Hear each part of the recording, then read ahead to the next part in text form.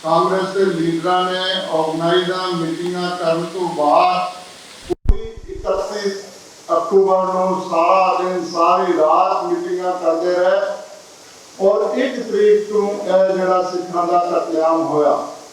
साडे विच लालपुरा साहब आए ने, इन्हां दा बहुत बहुत धन्यवाद है और साडे कमेटी के बहुत सारे मैंबर इत्थे आए हुए हैं। विक्रम जी सारिਆਂ ਦਾ नाम भी वो अनाउंस करेंगे। साडे नाल जिस इस लड़ाई नूं जिहड़ा अज आपां कह रहे हैं कि सज्जन कुमार पिछले 3 सालों तो जेलों में बैठे ने, यह सामने साडी टीम बैठी, साडे नाल सुरजीत सिंह, बलबीर सिंह, इंदर सिंह, गोपू सिंह, साडी भैन जी कुलदीप कौर, अतरा कौर, इंदिरा कौर, शम्मी कौर, पप्पी कौर, भागी कौर और यह सारी टीम, निर्मल कौर, गंगा कौर, यह सारी टीम ने अपना सारा टाइम उन्होंने दोषियों को सजा दिलाने वास्ते लगाया है। अज मैं इसके कहूँगा कि इन्होंने 2010 तो लैके जदों चार्जशीट दाखिल हुई, जदों नानावती कमीशन की रिपोर्ट आई 8 अगस्त 2005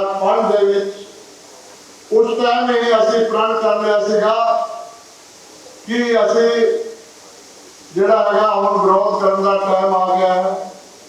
उस टाइम के गृह मंत्री शिवराज पाटिल ने संसद के विच जदों रिपोर्ट रखी, एक्शन टेकन रिपोर्ट, तो उस टाइम उन्होंने कहा कि कांग्रेस का किसी भी नेता का हाथ नहीं है।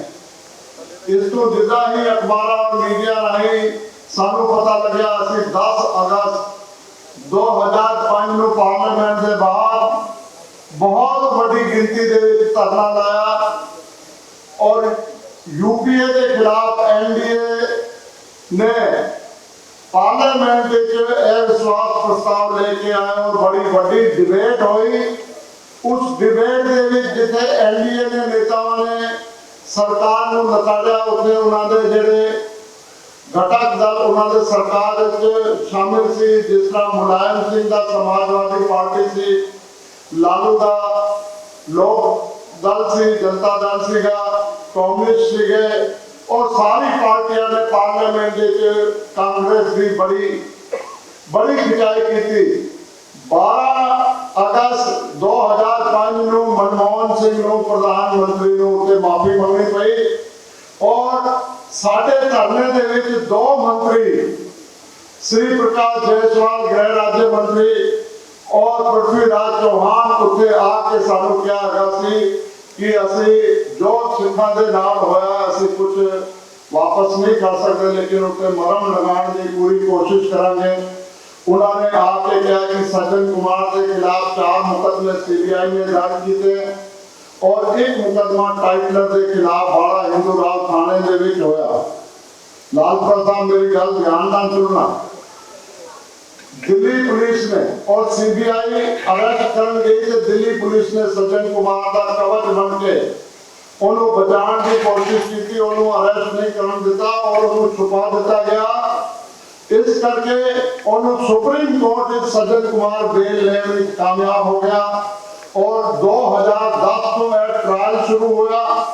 आज 2022 हो गया है, 2019 क्योंकि 2013 के एक दिल्ली कैंट का मुकदमे का फैसला आया, वो सज्जन कुमार को क्लीन चिट दी गई क्योंकि उस टाइम कांग्रेस का राज थी, मनमोहन सिंह प्रधानमंत्री थी, लेकिन असी अपील पाई हाई कोर्ट के और सीबीआई जी हाई कोर्ट अपील नहीं पा रही थी, उन्होंने मजबूरन उन्होंने भी अपील पानी पई और 2018 जब सुनवाई हुई उस टाइम ऑफिस सेटिंग प्रधान साडे हरमीत तालका जी और उसे जनरल सेक्रेटरी मनजिंदर सिरसा सीगा और असी लोगों ने बड़ी मेहनत करके उस केस के 2019 सज्जन कुमार आजीवन कारावास होया और नाल ही महिपालपुर के केस के यशपाल और नरेश सहरावत उम्र कैद के एक नूं फांसी की सजा हुई। यह सारा जिहड़ा यतन दिल्ली गुरुद्वारा कमेटी के सदका होया, क्योंकि इन्होंने बहुत बहुत बड़े वकील उत्थे पेश किए। नाल ही जदों सज्जन कुमार जेल च उन्हें पूरे यतन किए बेल कराने वास्ते, और जदों जदों उन्होंने बेल कराने की अर्जी लाई, दिल्ली गुरुद्वारा कमेटी ने पूरी जोरदार अपील करके उसका विरोध करके उन्होंने सज्जन कुमार की बेल को रिजेक्ट कराने च असीं कामयाब हो गए। इतना ही बस नहीं है। सज्जन कुमार का जो दूसरा मुकदमा सुल्तानपुरी थाने 3 FIR दर्ज हुई सी, उत्थे RC7, RC8 और RC25 ये 3 FIR का एको ही चार्जशीट उन्होंने पेश की। अज वो फाइनल स्टेज से चल रहा। मेरे नाल सारिया मातावां बैठिया ने। एक दिन भी 2010 को लेके अज 22 हो गया, एक तरीक इन्होंने मिस नहीं की। सारे ही लीडर उत्ते कहते हैं सिवाय साडे कमेटी तो कोई नहीं आना, इन्नी जथेबंदियां ने। लेकिन वक्त जदों आएगा, हम जदों सजा होगी, सारे ने निकल निकल के घर तो आके बोलना शुरू कर देता है जी असी जेल कराती, असी ये करता, असी फांसी सजा कराती। इस करके मैं ये कह रहा कि संगत को पता होना चाहिए। इस दे विच साढ़े 9 विटनेस एक्सपायर हो चुके हैं, लेकिन खुशी की गल है कि असी उन्होंने कोर्ट में कलमबंद बयान कराने कामयाब होए, उन्होंने जिले कराने कामयाब होया। और साढ़े गवाहों ने चाहे जोगिंदर सिंह हो, चाहे शीला कौर हो, चाहे श्याम कौर हो या प्रेम कौर हो, सारे ने डट के सज्जन कुमार के खिलाफ उसे बयान दिता। और अज सज्जन कुमार उसे आके हर तरीक से वह भी पेश होंदा है। और साढ़े उन्होंने बहुत सारे बंदे उत्ते जिस टाइम आते सी ते असीं भी प्रण किया कि असीं सानू मातावां पैना तुहानूं कहा कि भाई तुसीं जरूर आना है। शेरनियां ने इन्होंने लड़ाई लड़ी है, और इस लड़ाई का जदों इन्हूं सज्जन कुमार को फांसी होएगी, यह सेरा इन्हां नूं जाएगा। दिल्ली गुरुद्वारा कमेटी साडे प्रधान साहब बैठे ने, जनरल सैकटरी साहब, जदों कोर्ट विच बारी बारी असीं सारे ही उत्ते मैंबर साहबान, प्रधान साहब, जनरल सैकटरी उत्ते कोर्ट विच असीं हाज़री होने, एक भी तरीक असीं मिस नहीं कर रहे। दूसरा केस जिहड़ा टाइटलर दा सज्जन कुमार की नेक्स्ट डेट 7 नवंबर की है। रोज रेवेन्यू केस 501 नंबर कमरा है। लेकिन दूसरा केस जो टाइटलर का है, पहले क्लीन चिट उन्होंने दी गई, लेकिन असी 2 गवाह नवे खड़े करके उसके खिलाफ एप्लीकेशन लगा के वो जो क्लीन चिट दी सी उन्होंने रोक लगाई। और 2 विटनेस असी उसे पेश किए और उन्होंने बेनती की कि इन्होंने 164 की स्टेटमेंट रिकॉर्ड करो, लेकिन उन्होंने CBI ने नहीं की। बाद असी कोर्ट का सहारा लिया। कोर्ट ने ऑर्डर किया है, 2 साल हो गए ने 164 के बयान दर्ज करने वास्ते CBI को कहा, लेकिन CBI हाले तक इस पूरी शांत बैठी हुई है। असी चाहांगे कि साडे माइनॉरिटी कमीशन के नेशनल चेयरमैन इतने आए हैं, उन्होंने इस गल के उत्ते संज्ञान लेना चाहिए और CBI के उत्ते शिकंजा कसते हुए करना है। नाल ही मैं एक गल तुहानूं होर इत्थे दसना चाहांगा। पिछले दिनों केजरीवाल सरकार ने साडे नाल जिहड़ा वादा कीता सी उहनूं ना निभाते हुए साडे मातावां भैणां दे 5-5 6-6 घंटे बिजली दे जिहड़ी लाइट कटनी शुरू कर दी। उत्थे असीं पीड़ित परिवारां ने दिल्ली कमेटी नूं बेनती की, इन्होंने प्रेस कॉन्फ्रेंस करके अपनी आवाज को बुलंद किया और केजरीवाल को मजबूरन वो बिजली जी कट रहे थे रोज उसके रोक लगानी पई। और उन्होंने जो वादा किया लालपुरा साहब, मैं तुहानूं दस दवां कि केजरीवाल ने खुद साडे विधायक जरनैल सिंह उत्थे मौजूद सी, सतेंद्र जैन उत्थे मौजूद सी, तिलक लाल आके अनाउंस किया कि इन्हां दा अज तक का पिछला बिल जिहड़ा है माफ किया जाता है, अगे वास्ते इन्होंने 400 यूनिट फ्री दी जाएगी। यह बिल्कुल ठीक है ना जी? हाथ खड़े करके मातावां बहनों को दसना चाहिए है कि आपको बड़ी संगत है पीड़ित माता भैन बैठे सारिਆਂ ਨੂੰ पता है, लेकिन उन्होंने लागू नहीं की। इस मंच तो असी केजरीवाल को दसना चाहना है, जे सिखों के नाल तेरी हमदर्दी तू रखना चाहना है तो 1, 2, 3 तरीक को तिलक विहार में आके अनाउंसमेंट करनी चाहिए है और मालकाना हक जोड़ा है वो देना चाहिए है।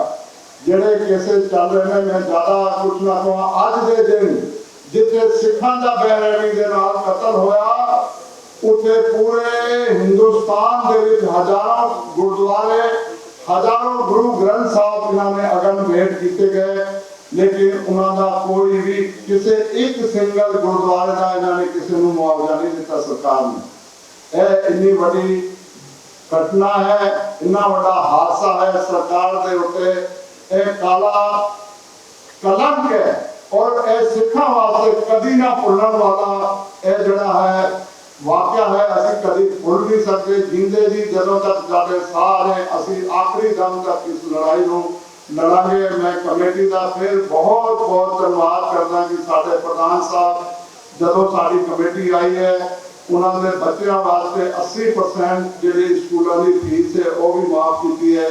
बीबियां नूं असीं आके पेंशन भी देनी शुरू की है और होर भी कोई मदद होंदी है तो असीं लोग करते हैं। प्रधान साहब जी सानू कभी निराश नहीं करते, वध करके अगे होके सरदार आत्मा सिंह जी लुबाड़ा जी, मीत सकत्तर सरदार जसमीत सिंह जी नोनी जी, बहुत ही सत्कारयोग सारे ही मैंबर साहिबान, आई हुई ਵੱਖ-ਵੱਖ इलाकों तो अज के इस दिन के विच अपने उन्हां शहीदां नूं श्रद्धांजलि भेंट करन पहुंची समूची साध संगत गुरु महाराज की फतेह शान करिए। वाहिगुरु जी का खालसा, वाहिगुरु जी की फतेह। आज का दिन मैं समझदा कि किसी सिख वास्ते उन्होंने याद दिवाउण का दिन नहीं है कि 31 अक्तूबर, 1 नवंबर, 2 नवंबर को सिख कौम के नाल की होया। और खास तौर पर इतने बैठे हुए मेरे भैन, मेरी मातावां, मेरे वीर, मेरे बुजुर्ग जिन्होंने ये सारा हादसा अपने पिंडियां दे हंडाया और लगातार 38 साल तो सरकारों तो ऐसी चीज की मांग करते रहे कि सानू इंसाफ मिले। इंसाफ से दूर साडियां FIR तक लिखिया नहीं गई कई साल।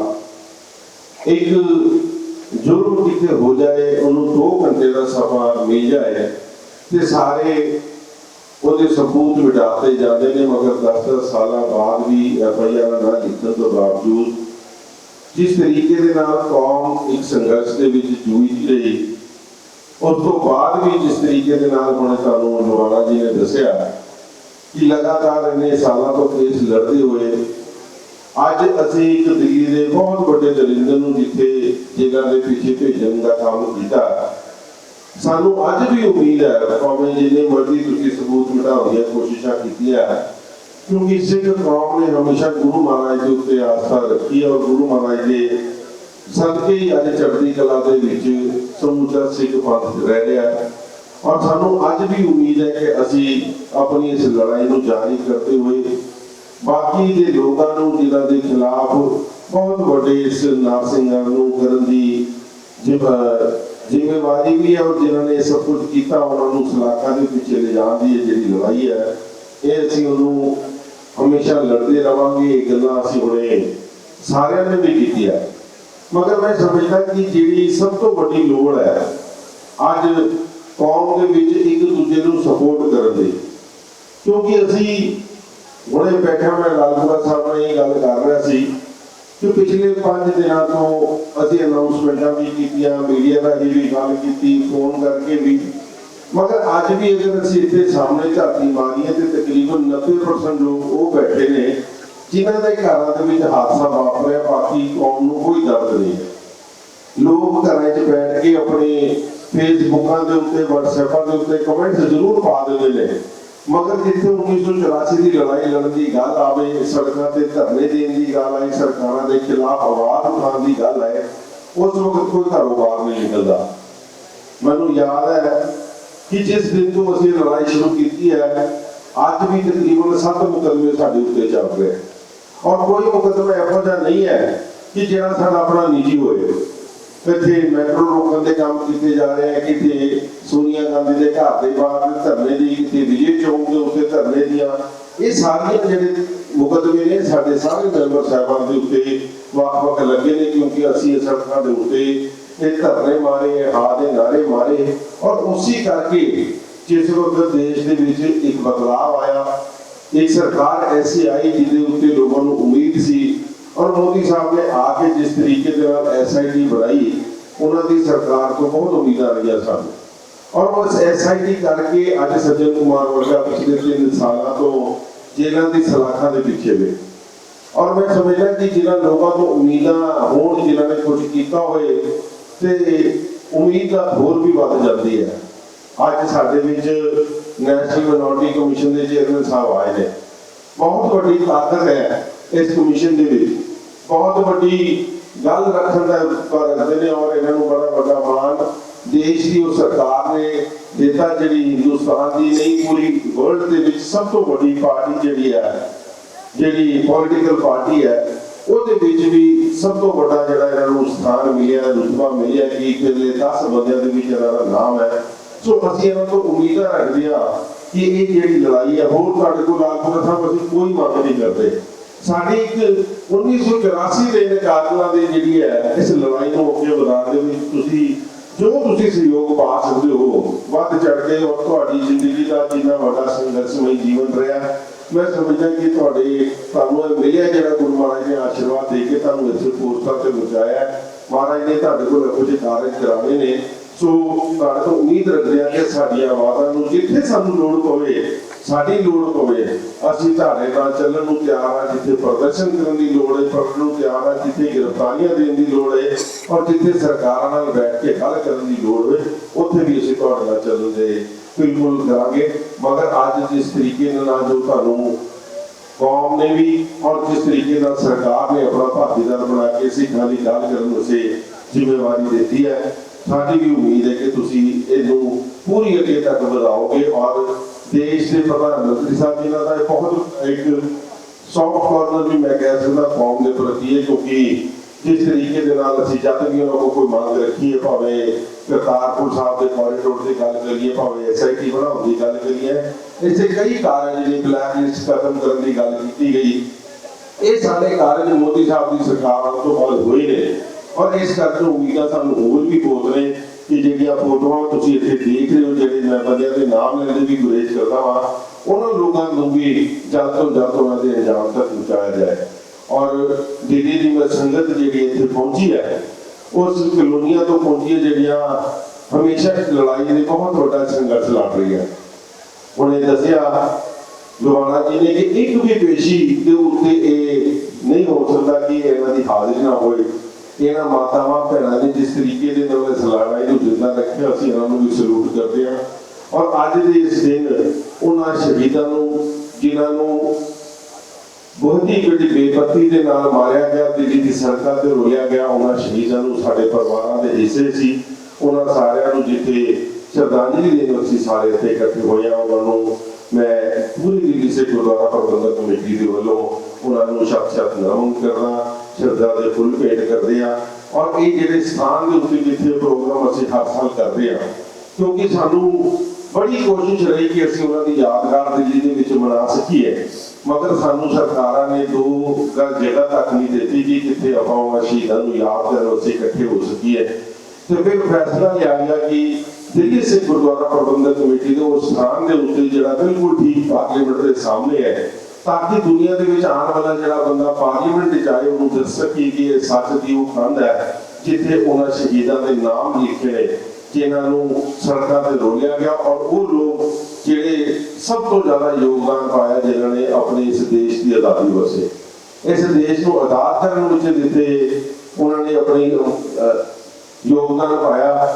ਅੱਜ ਵੀ ਅਗਰ ਬਾਰਡਰਾਂ ਦੇ ਉੱਤੇ ਜਾ ਕੇ ਦੇਖੀਏ ਤੇ ਸਭ ਤੋਂ ਵੱਧ ਜਿਹੜੀਆਂ ਫੌਜਾਂ ਨੇ ਉਹ ਤੁਹਾਨੂੰ ਪੱਗਾਂ ਵਾਲੀਆਂ ਨਜ਼ਰ ਆਉਣਗੀਆਂ। ਸੋ ਇਸੇ ਦੇਸ਼ ਦੇ ਵਿੱਚ ਰਹਿੰਦੇ ਹੋਏ ਅੱਜ ਵੀ ਕਿਸੇ ਕੌਮ ਦੇ ਨਾਲ, ਅੱਜ ਵੀ ਕਿਸੇ ਚੀਜ਼ ਦੇ ਨਾਲ, ਕਿਸੇ ਲੋਕਾਂ ਦੇ ਨਾਲ ਵਿਤਕਰਾ ਨਾ ਕਰਦੇ ਹੋਏ ਅੱਜ ਵੀ ਇਹ ਕੌਮ ਨਿਰੰਤਰ ਆਪਣੀਆਂ ਸੇਵਾਵਾਂ ਉਹ ਕਰਦੀ ਹੈ।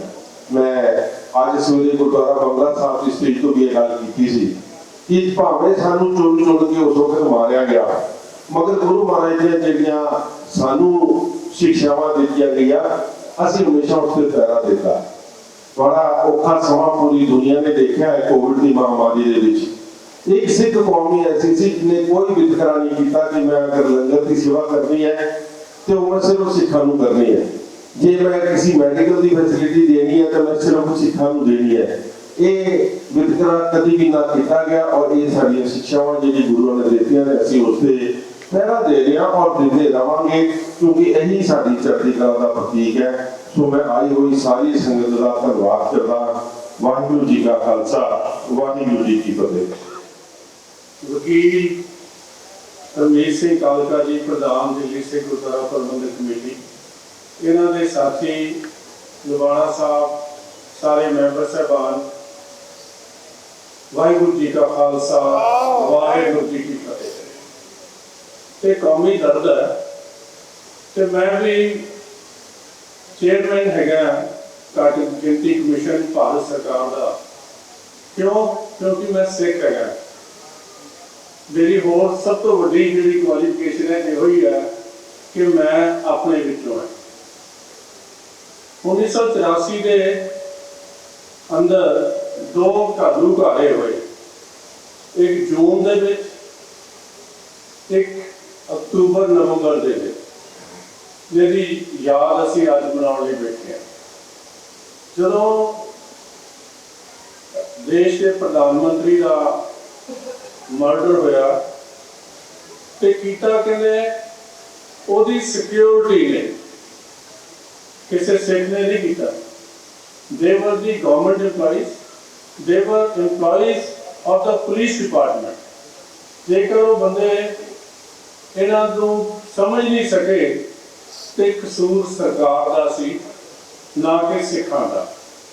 ਨਾ ਕੋਈ ਯੋਜਨਾ ਬੰਦੀ ਸੀ, ਤਫਤੀਸ਼ ਹੋ ਚੁੱਕੀ ਹੈ, ਸਭ ਕੁਝ ਇਨਵੈਸਟੀਗੇਸ਼ਨ ਹੋ ਚੁੱਕੀ ਹੈ, ਗੁਨਾਹਗਾਰ ਜਾਂ ਬੇਗੁਨਾਹਾਂ ਨੂੰ ਫਾਂਸੀਆਂ ਵੀ ਲੱਗ ਚੁੱਕੀਆਂ ਨੇ। ਲੇਕਿਨ ਸੱਚ ਕੀ ਹੈ, ਨਲਾਇਕ ਕੌਣ ਸੀ, ਕਿਸ ਦੀ ਜ਼ਿੰਮੇਵਾਰੀ ਸੀ ਇਹਨਾਂ ਦੀ ਸੁਰੱਖਿਆ ਕਰਨੀ, ਉਹ ਅੱਜ ਤੱਕ ਕਿਸੇ ਨੇ ਪਤਾ ਨਹੀਂ ਕੀਤਾ। ਮੈਂ ਮੇਰੀ ਬਦਕਿਸਮਤੀ ਸਮਝ ਲਓ ਕਿ ਮੈਨੂੰ ਇਹ ਦੋਵੇਂ ਜਗ੍ਹਾ ਜੂਨ 1984 ਦੇ ਜਿਹੜੇ ਸ਼ਹੀਦ ਸੀ ਦਰਬਾਰ ਸਾਹਿਬ ਦੇ ਅੰਦਰ, ਜਦੋਂ ਜੂਨ ਦੇ ਮਹੀਨੇ 'ਚ ਬਿਨਾਂ ਪਾਣੀ ਤੋਂ ਬਾਹਾਂ ਬੰਨ੍ਹ ਕੇ ਲੰਮੇ ਪਾਏ ਹੋਏ ਸੀ ਤੇ ਉਹਨਾਂ ਨੂੰ ਪਾਣੀ ਪਿਆਉਣ ਦਾ ਮੌਕਾ ਵੀ ਮਿਲਿਆ। ਦੇਖਿਆ ਸੀ ਸਾਡੇ ਤੇ ਵੀ ਇਹ ਇਲਜ਼ਾਮ ਲੱਗਦੇ ਸੀ कि हम तो उग्रवादियों की मदद करते हैं, ये पुलिस वाले नहीं है। तो जो दूजी बारी होया उदों मैं मेरठ सी, अपनी जान बचाने लिए भी मैंने याद है अज भी ट्रांसपोर्ट नगर पुलिस स्टेशन से साड़ी जेब च जिन्ने उस वे पैसे सी वो सारे दे के असी अपनी जान बचाई। लेकिन ये एक ऐसा जिहड़ा घिनौना काम होया जिहदे तफ्तीश हले सज्जन कुमार ते जगदीश टाइटलर तक ही पहुंची है। उस बंदे तक तफ्तीश नहीं पहुंची जिन्हें जो दिल्ली हवाई अड्डे ते उतरिया ते उन्हें एक बड़े पत्रकार के सामने ये गल आखी, मुझे ये पगड़ी वाला नजर नहीं आना चाहिए। और पत्रकार की बहादुरी सी, दिल्ली के रहने वाले ने बुजुर्ग जिंदे है ते उन्होंने आप भज के देश के राष्ट्रपति जी को दसिया कि तुसी इहनूं प्रधानमंत्री ना बना दिओ, जिवें कोई होर प्रधानमंत्री बना दिओ, स्टॉप गैप अरेंजमेंट कर दिओ जिवें गुजारी लाल नंदा बनदा रहा ते इन्हां नूं तुसी नहीं तो बहुत बड़ा सिखां दा कत्लोगार करवा देगा। लेकिन बदकिस्मती है, दस्तारधारी सी लेकिन अंदरों सिख नहीं सी।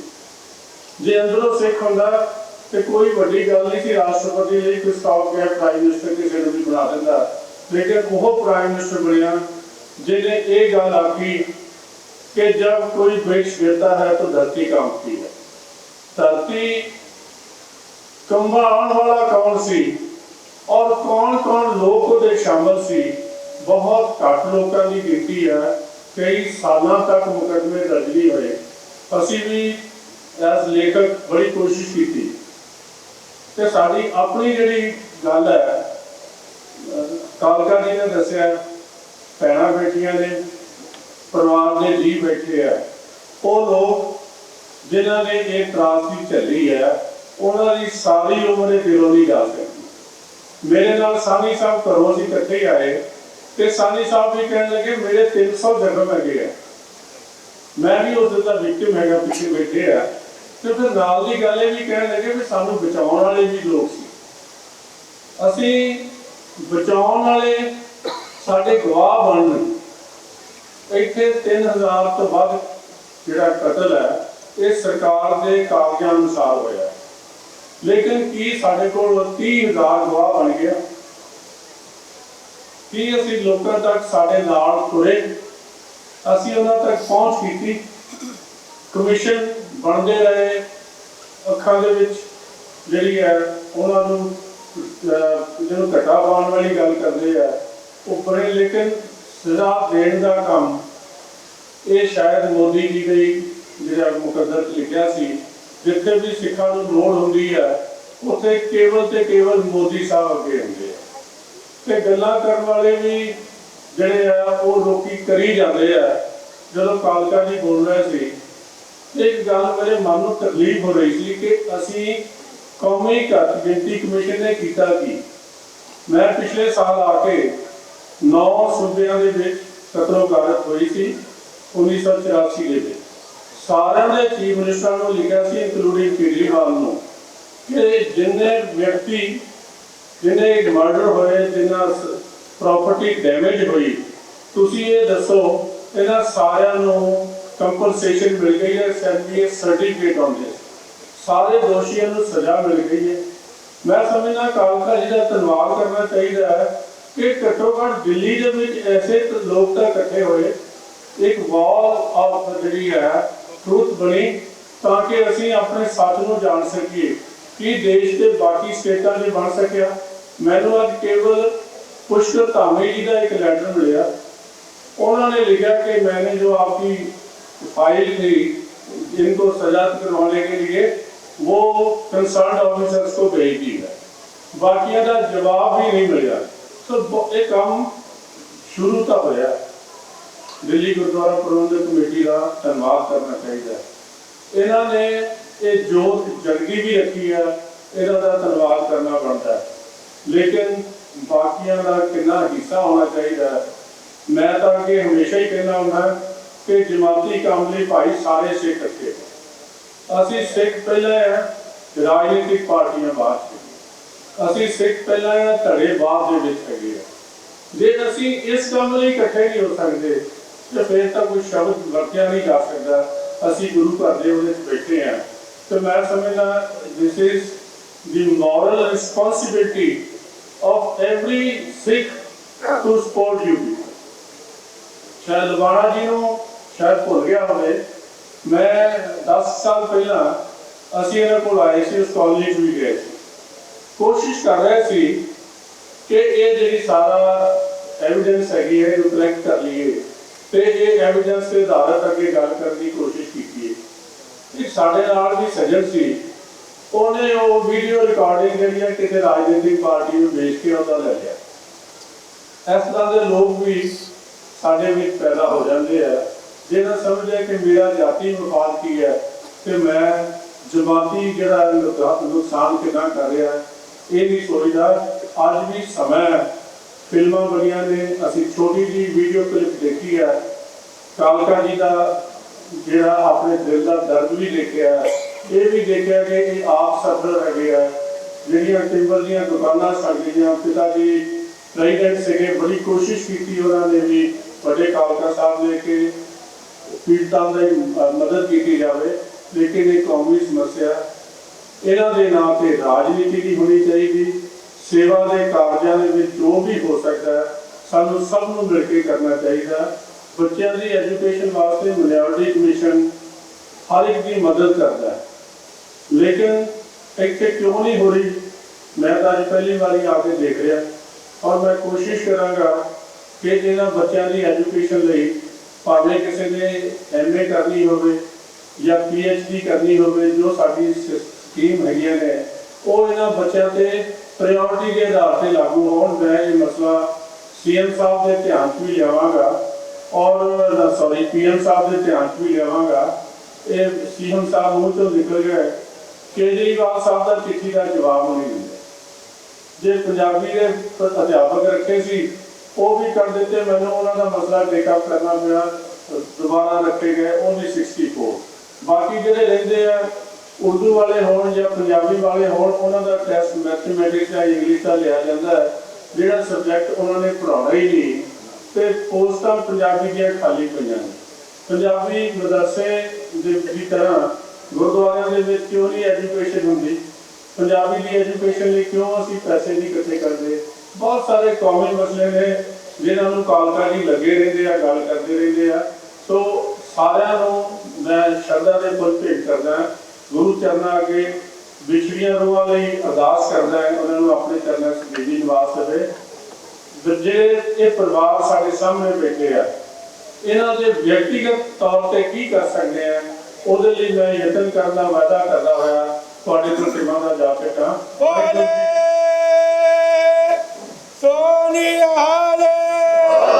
ਵਾਹਿਗੁਰੂ ਜੀ ਕਾ ਖਾਲਸਾ, ਵਾਹਿਗੁਰੂ ਜੀ ਕੀ ਫਤਿਹ।